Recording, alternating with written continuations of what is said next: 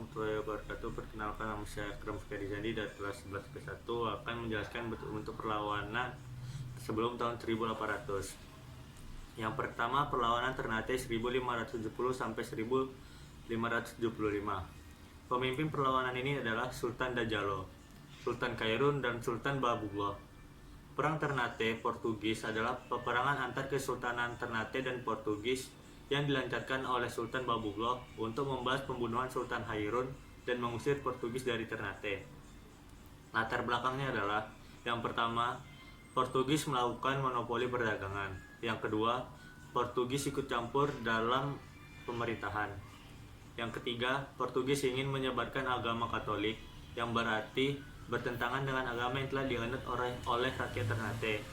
Yang keempat, Portugis membenci pemeluk agama Islam karena tidak sepaham dengan mereka. Dan yang kelima, Portugis sewenang-wenang terhadap rakyat.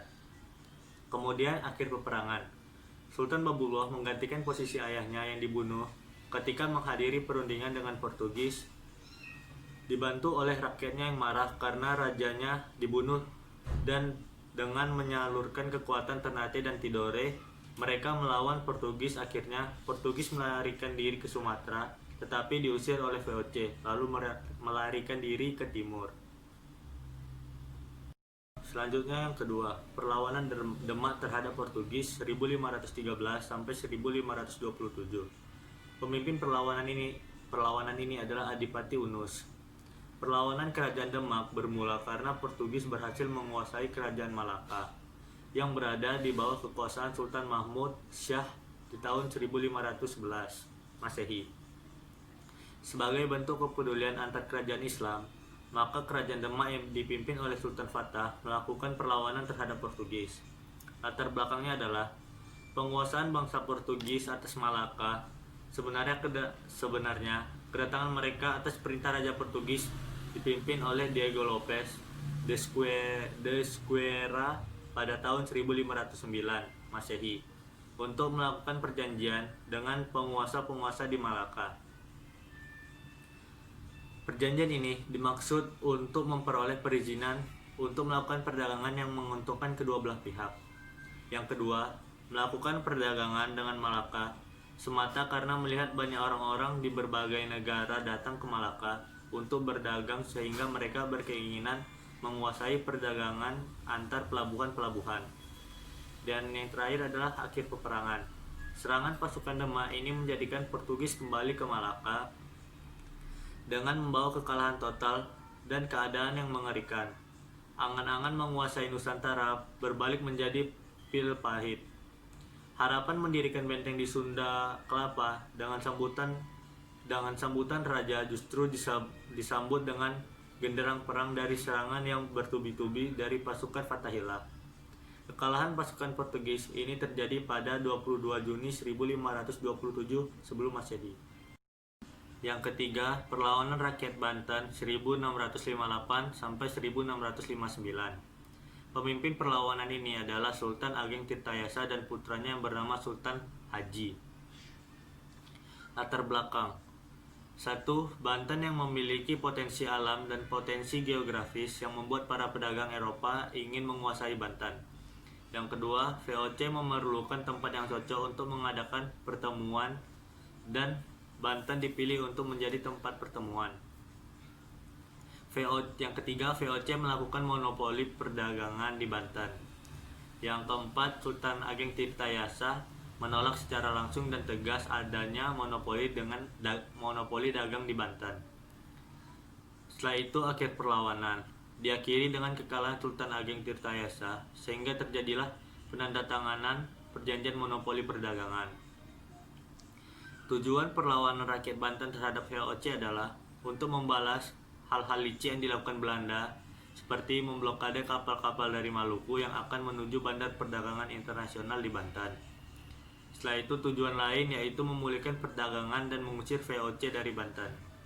Yang keempat, perlawanan Tidore 1791. Pemimpin perlawanan ini adalah Sultan Nuku Muhammad Amiruddin. Latar belakangnya, bangsa Portugis dan Spanyol melakukan monopoli perdagangan rempah-rempah. Yang kedua, bangsa Portugis dan Spanyol melakukan kekerasan militer dan pemaksaan terhadap rakyat Tidore. Yang ketiga, terjadinya pelanggaran perjanjian persahabatan antara Sultan Tidore dengan gubernur Portugis. Yang keempat, jika ada perselisihan antara Sultan Tidore dengan gubernur, maka Raja Portugis yang berhak menyelesaikannya. Yang kelima, usaha kristenisasi tidak boleh dihalang. Tujuan dari perlawanan Tidore untuk membebaskan rakyat dari penderitaan dan agar rakyat Tidore tidak menjadi budak Belanda dan Portugis. Nama saya Anders Peter dari kelas 11 IP1. Sekarang saya akan membacakan bentuk-bentuk perlawanan sesudah tahun 1800. Yang pertama ada perlawanan rakyat Maluku tahun 1817. Yang pertama dipimpin oleh Kapten Patimura. Latar belakangnya adalah satu, kembalinya pemerintahan kolonial Belanda di Maluku dari tangan Inggris. Kedua, pemerintah kolonial Belanda memberlakukan kembali penyerahan wajib dan kerja wajib. Ketiga, pemerintahan kolonial Belanda mengeluarkan uang kertas sebagai pengganti uang logam yang sudah berlaku di Maluku, menambah kegelisahan rakyat. Yang keempat, Belanda juga mulai menggerakkan niaga atau tenaga dari Kepulauan Maluku untuk menjadi serdadu atau tentara Belanda. Berikutnya, akhir perlawanan adalah Belanda tetap berusaha keras untuk menyelesaikan perang dalam waktu singkat. Pada bulan Oktober 1817, pasukan Belanda dikalahkan besar-besaran. Pada suatu pertempuran pada bulan November 1817, Belanda dapat menangkap Patimura, Anthony Rebok, Thomas Patiwael, dan Raja Tiou. Beberapa hari kemudian para pemimpin yang lain pun tertangkap. Akhirnya pada bulan Desember 1817 perlawanan padam. Pada tanggal 18 Desember 1817 Patimura dihukum gantung di Ambon. Kemudian para pemimpin yang lain juga dihukum gantung. Berikutnya, tujuan perlawanan rakyat Maluku adalah membebaskan rakyat dari monopoli yang dilakukan penjajah Belanda. Ada perlawanan rakyat Aceh tahun 1873 sampai 1904. Pemimpin perlawanan ini adalah Teuku Umar, Sultan Iskandar Muda, Panglima Polim Cut Nyak Dien. Latar belakangnya adalah satu, Aceh adalah negara merdeka dan kedaulatannya masih diakui penuh oleh negara-negara barat. Dalam Traktat London 17 Maret 1824, Inggris dan Belanda menandatangani perjanjian mengenai pembagian wilayah jajahan di Indonesia dan Semenanjung Malaya. Dalam hal tersebut, Belanda tidak dibenarkan mengganggu kemerdekaan negara Aceh. Namun Belanda selalu mencari alasan untuk menyerang Aceh dan menguasainya.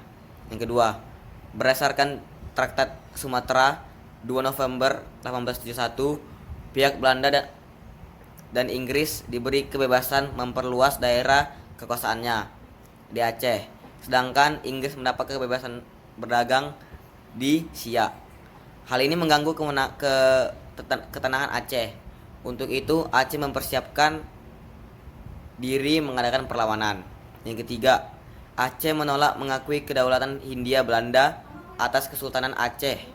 Maka tanggal 26 Maret 1873, pemerintah kolonial Belanda mengumumkan perang terhadap Aceh. Berikutnya, akhir perang Aceh. Pada tahun 1899, Belanda mulai menerapkan siasat kekerasan dengan mengadakan serangan besar-besaran ke daerah-daerah pedalaman. Serangan tersebut dipimpin oleh Van Heut. Tanpa mengenal peri kemanusiaan, pasukan Belanda membinasakan semua penduduk daerah yang menjadi targetnya. Satu persatu, para pemimpin perlawanan rakyat Aceh menyerah dan terbunuh. Jatuhnya benteng Kutoreh pada tahun 1904 memaksa Aceh harus menandatangani plakat pendek atau perjanjian singkat yang dikeluarkan oleh Van Heut. Perjanjian ini menandakan bahwa Aceh tunduk kepada Belanda.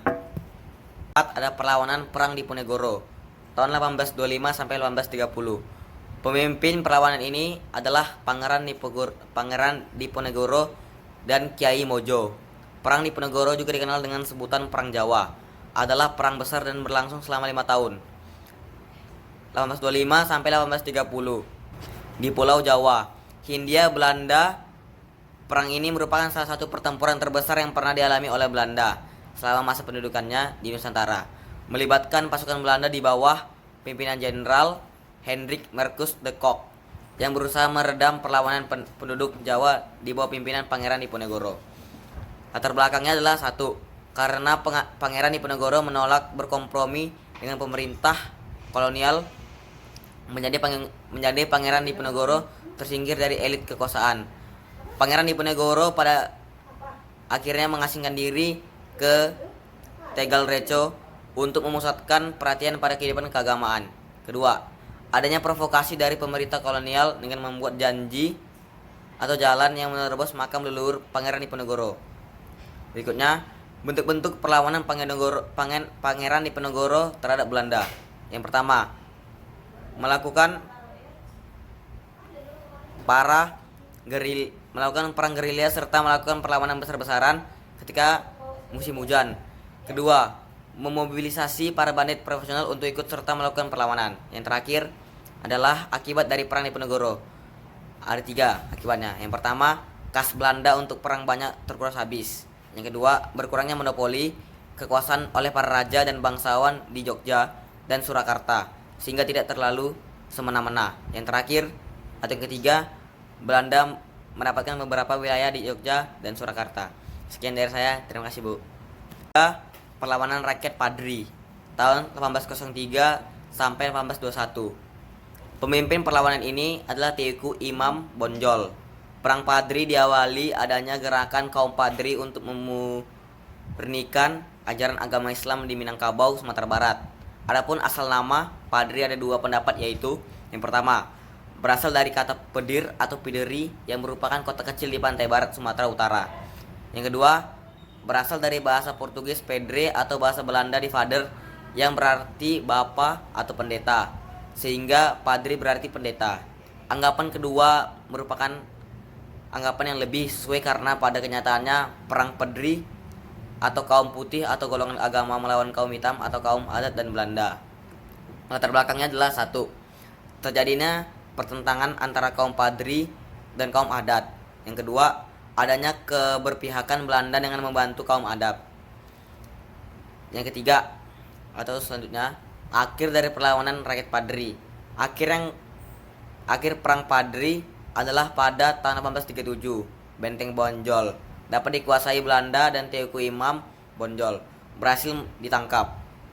Tetapi peperangan ini masih berlanjut sampai akhirnya benter terakhir kaum Padri di Dalu-Dalu yang waktu itu telah dipimpin oleh Teuku Tambusai jatuh pada 28 Desember 1838. Hancurnya benteng tersebut memaksa Teuku Tambusai mundur bersama sisa-sisa pengikutnya pindah ke Negeri Sembilan,